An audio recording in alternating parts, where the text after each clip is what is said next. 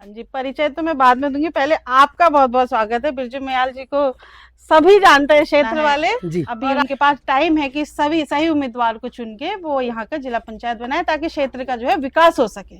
अगर इस बार भी गलत डिसीजन लेंगे तो फिर अपने लिए ही खड्डा खोदने वाली बात है।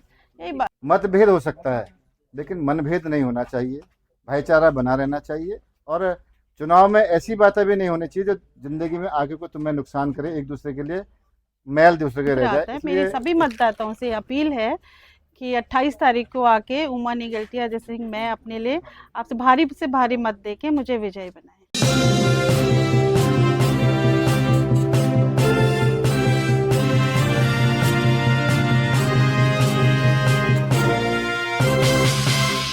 साथियों नमस्कार, मैं बिरजू मयाल। आप देख रहे हैं उत्तराखंड का नंबर 1 डिजिटल चैनल देवभूमि जन हुंकार।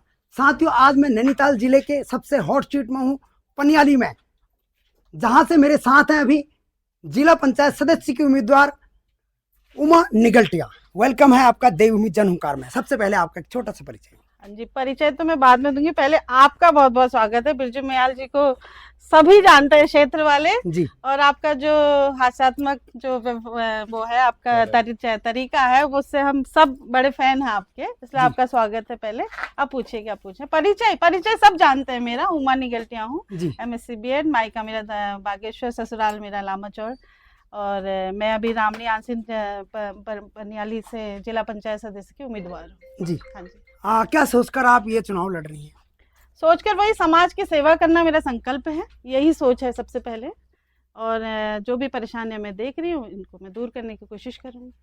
साथियों इनके पति पूर्व में लाखन निगलटिया ब्लॉक प्रमुख और जिला पंचायत सदस्य रह चुके हैं और वो भी अभी हमारे साथ हैं। सबसे पहले उनसे भी 2 शब्द जानते हैं। धन्यवाद बिरजू भाई, आप यहाँ आए। समस्याएं पूरे प्रदेश में एक सी है जी, बट हमारी एक समस्या है कि हमने इस जगह पर जिला पंचायत अध्यक्ष बनाया थे। हमारे इस क्षेत्र में जो हमें उम्मीद थी, जैसे हमने मेरे काम छोटे बड़े थे, मैं समझा थे उस काम को आगे लेके चलेंगे। हमारे क्षेत्र की समस्याएं लगभग पूरी तो नहीं होती हैं लेकिन कुछ कम हो जाती है, लेकिन वो जैसी ज्यों की त्यों पड़ी हैं। आज से 2019 के बाद जो हमने जहाँ पर छोड़ा था वो समस्याएं और बड़ी हैं, कम नहीं हुई। तो हम उसी चीज़ को लेकर के कि हम जो 2019 में हमने जो काम छोड़ा था उस काम को पूरा करने के लिए आज हम दोबारा मैदान पर उतरे हैं। जैसे कि ये नैनीताल जिले की सबसे हॉट सीट मानी जा रही है, तो क्या लगता है कितनी उम्मीदें हैं आपको पनियाली की जनता से? देखिए, जनता का प्यार मिला है हमें। 2007-8 में मैं जब BDC मेंबर बन के गया था, तो ये क्षेत्र जिस क्षेत्र में आज पनियाली का जो हमारा जिला पंचायत का लगभग 80% क्षेत्र मेरे BDC क्षेत्र में आता था। आज वही लोगों के पास केवल मुझे जाकर के अपनी दस्तक दे रहा हूँ मैं और लोग मुझे प्यार मिल रहा लोगों का। तो लोग कह रहे हैं केवल आप आ जाओ और आप दूसरी जगह देखो। अब दूसरी जगह कहाँ था? क्षेत्र ही इतना बचा है हमारा। पहले हमारा क्षेत्र कुसुमखेड़ा था, अब लेकिन कटघरा से इधर को हो गया। तो एक बार खाली दस्तक देने, लोगों के बीच में जाना है। लोगों को पता है, हमारा व्यवहार भी पता है और हमारा काम भी पता है, काम करने का तरीका पता है। तो इसलिए लोगों में हाथों हाथ अपने साथ जोड़ रहे हैं। जी, आपके तो खुद के पति पूर्व में जिला पंचायत सदस्य रह चुके हैं। हाँ जी, हाँ जी। तो आपको तो खैर कार्य करने में कोई दिक्कत नहीं आएगी। नहीं। बाकी जो नए प्रत्याशी मैदान में आ रहे हैं, हाँ। वो आपको क्या लगता है वो किस प्रकार काम करेंगे? अगर देखिए, जैसे अभी इन्होंने बताया तो आप 5 साल का कार्यकाल तो देख ही चुके हैं उनका, तो अभी अब नेक्स्ट अब क्या उम्मीद कर सकते हैं उनसे, है ना? तो ये गांव की जनता को समझना पड़ेगा कि इस बार किसको चुनना है। अभी उनके पास टाइम है कि सभी सही उम्मीदवार को चुन के वो यहाँ का जिला पंचायत बनाए ताकि क्षेत्र का जो है विकास हो सके। अगर इस बार भी गलत डिसीजन लेंगे तो फिर अपने लिए ही खड्डा खोदने वाली बात है। यही बात है। पनियाली की जनता के लिए आपका कोई एक संदेश? पनियाली की जनता के लिए वही संदेश है मेरा कि मैं शिक्षित योग्य हूँ और मेरे पास जैसे मेरी राजनीतिक पृष्ठभूमि रही हुई है और मुझे पता है कि जैसे मेरे हस्बैंड को देखा हुआ है मैंने कि किस तरीके से काम का अनुभव है और मैंने भी घर पे इनके साथ जा के मैंने अपने तरीके से काम देखा है और बहुत सारी इनकी हेल्प भी की है मैंने। और मैं इनके अनुभव के आधार पे मैं अगर बन जाती हूँ तो क्षेत्र में जितनी समस्याएं आ रही, मेन तो सड़क हो गया, पेयजल की प्रॉब्लम है, सोलर लाइट्स की प्रॉब्लम है, नशे की प्रॉब्लम है, महिला पीड़न है, बहुत सारी प्रॉब्लम्स हैं। तो उनको जो मेरा प्रयास रहेगा कि मैं आगे इन क्षेत्रों में कार्य करूं और मैं अब इन समस्याओं को जितना मुझसे हो सकेगा, जितनी मेरी कैपेसिटी होगी, मैं उसको दूर करूँ। जीतने के बाद सबसे पहले आप महिलाओं के लिए क्या करना पसंद करेंगी? क्या आपने सोचा है? कैसी आपने रूपरेखा बनाई है? हाँ जी, महिलाओं के लिए एक तो स्वयं सहायता समूह जो बने हुए हैं, इनको थोड़ा फॉरवर्ड करूँगी, इनको इनमें नए नए चीज़ें जो है, नए नए योजनाओं को लाऊंगी और भी जगह जगह पे जाके मैं महिलाओं की समस्याओं को सुनूंगी, क्योंकि ऐसा नहीं है कि एक समाज में व्यक्तिगत भी बहुत समस्याएं हैं महिलाओं की, उनको जाके मैं उनकी जो प्रॉब्लम्स हैं इंटरनल है, मतलब जो बहुत सारी प्रॉब्लम्स होती हैं कि बाहर भी नहीं बोल पाती है, तो उनसे पर्सनली मिलके उनकी प्रॉब्लम्स को दूर करूंगी और जो वो है, जो रोजगार है, वो भी देने की कोशिश करूंगी जितना मेरे अंदर बजट में आएगा, जितना ये होता है जिला पंचायत में, उससे भी आगे जाके अपने उच्च अधिकारियों से की मदद से कार्य करने की कोशिश करूंगी। जी, आपको क्या लगता है, पूर्व में आप जिला पंचायत भी रह चुके हैं, ब्लॉक प्रमुख भी रह चुके हैं, उसका फर्क आपकी धर्मपत्नी पे कितना पड़ेगा चुनाव में?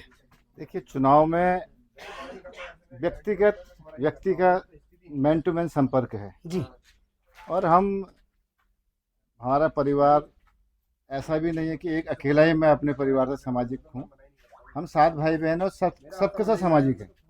मेरे भाई साहब पहले हमारे ग्राम प्रधान रह चुके थे, मामा मेरे जंतुवाल जी अपने विधायक रह चुके थे, हमारे नैनीताल जिले से, आपके क्षेत्र से भी विधायक रहे हैं, अपना राम सिंह जंतुवाल जी ब्लॉक प्रमुख नैनीताल से रहे हैं, मेरे मौसा जी हल्द्वानी ब्लॉक के ब्लॉक प्रमुख रहे।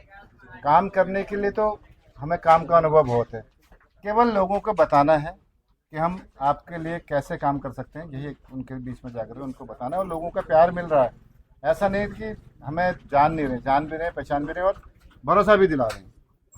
केवल हमें लोगों तक पहुंचना है, लोगों के वोट को उसमें 28 तारीख को उनको लाना है और वोट डलवानी है, यही हमारा काम है। जी, उत्तराखंड में अभी 2025 का पंचायत पर्व चल रहा है। इस पर्व में बहुत से साथी ऐसे हैं जो पूर्व में एक साथ बैठते थे, एक साथ गाड़ियों में घूमते थे, आज प्रत्याशी बन के मैदान में चुनाव लड़ रहे हैं। आप ऐसे प्रत्याशियों के लिए क्या संदेश देंगे?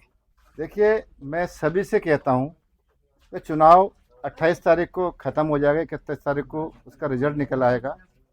मतभेद हो सकता है लेकिन मनभेद नहीं होना चाहिए, भाईचारा बना रहना चाहिए और चुनाव में ऐसी बातें भी नहीं होनी चाहिए जो ज़िंदगी में आगे को तुम्हें नुकसान करे, एक दूसरे के लिए मैल दूसरे के रह जाए। इसलिए इतना ही करना चाहिए कि हम एक दूसरे से आगे मिलें तो सर एक दूसरे के आगे गर्व से मिले और सब झुकने की नौबत नहीं आनी चाहिए। जी, पूरे उत्तराखंड के लिए आप क्या संदेश देना चाहते हैं इस चुनाव के पर्व में?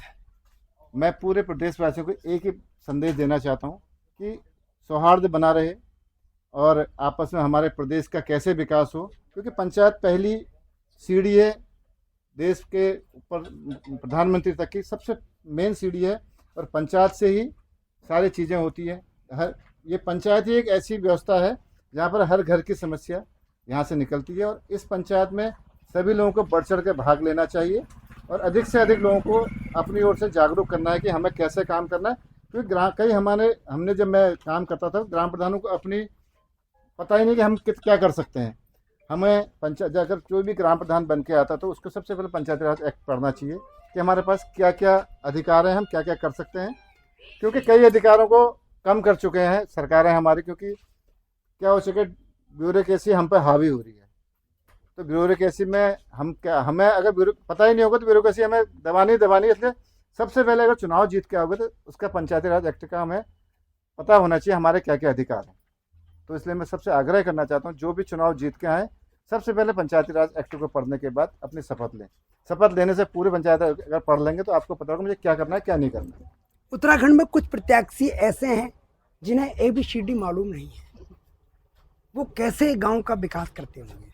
देखिए, अब तो सरकार ने हाई स्कूल मिनिमम कर दिया जी, ABCD सबको यानी है, हाई स्कूल से नीचे विकास की ABCD पता ही नहीं उनको कैसे काम करना है। मेरी बात सुन, देखो ऐसा होता है जब हम जाएंगे तभी हमें पता चला। मैं भी जब पहली बार सदन में गया तो 2 साल तक तो मुझे पता ही नहीं चला, मैं साइन करता चला गया, काम पास होते रहे, लेकिन मुझे पता नहीं चला मैंने किस क्षेत्र में पास किए। मैं इसीलिए कह रहा हूँ आपसे कि अगर जो भी जीत के जाएगा अपने अधिकारों का पता होना चाहिए, मुझे किस अधिकारी से कैसे काम लेना है और मैं किसके लिए काम कर रहा हूँ। कोई भी अगर फाइल बनाए तुम्हारे पास जो भी काम आता है उसको पढ़े भी मैं किसके लिए काम कर रहा हूँ। तो एक सबसे ज़्यादा ग्राम प्रधान से ऑथराइज सिग्नेटरी ग्राम प्रधान होता है उसका सेक्रेटरी होता है, सेक्रेटरी ने जो उसको दिखा दिया उसने वो काम करने होते हैं। तो हमें यही पढ़ना चाहिए। मैं ग्राम प्रधानों से केवल निवेदन करना चाहता हूँ कि जब आप शपथ लेने के बाद साइन करोगे तो उस कागज़ को पढ़ लें, मैंने किस में क्या बजट दिया है। अब तो काफ़ी चीज़ें सही हो गई हैं। हमारे टाइम में जब टंकियाँ बनती थी, एक टंकी ग्राम प्रधान ने दी, वो बीडीसी ने दे दी, वो जिला पंचायत ने दे दी, वो विधायक ने और सांसद ने दे दी। वो टंकियाँ 5 बार नप जाती थी। तो मैं अपने टाइम में ब्लॉक में हमने एक नियम बनाया था, क्योंकि उस जगह पर जो टंकी बन रही है वहाँ पर उस ब्लॉक के अधिकारी जब जिसने दी है उसकी फ़ोटो, उसका पत्थर और उस जगह की टैगिंग होनी चाहिए। बाद में तो फिर उस चीज़ को लेकर के अब जियो टैगिंग हो रही है। अब एक चीज़ दोबारा नहीं नप सकती है। ये गवर्नमेंट ने काफ़ी अच्छी पहल करी है, नहीं तो पहले एक समस्या बड़ी ये भी आती थी। आपकी ओर से पनियाली के मतदाताओं के लिए कोई अपील? हाँ, मेरी सभी क्षेत्रवासी अपने जिला पंचायत के अंदर जितनी भी ग्राम सभाएं, जितना क्षेत्र आता है, मेरी सभी मतदाताओं से अपील है कि 28 तारीख को आके उमा निगलटिया जैसे मैं अपने लिए आपसे भारी से भारी मत देके मुझे विजयी बनाएं। तो साथियों, हमारे साथ थी पनियाली से जिला पंचायत सदस्य के उम्मीदवार उमा निगलटिया। बने रहें देवभूमि जनहुंकार। देवों की भूमि में सच के साथ आप देख रहे थे देवभूमि जनहुंकार।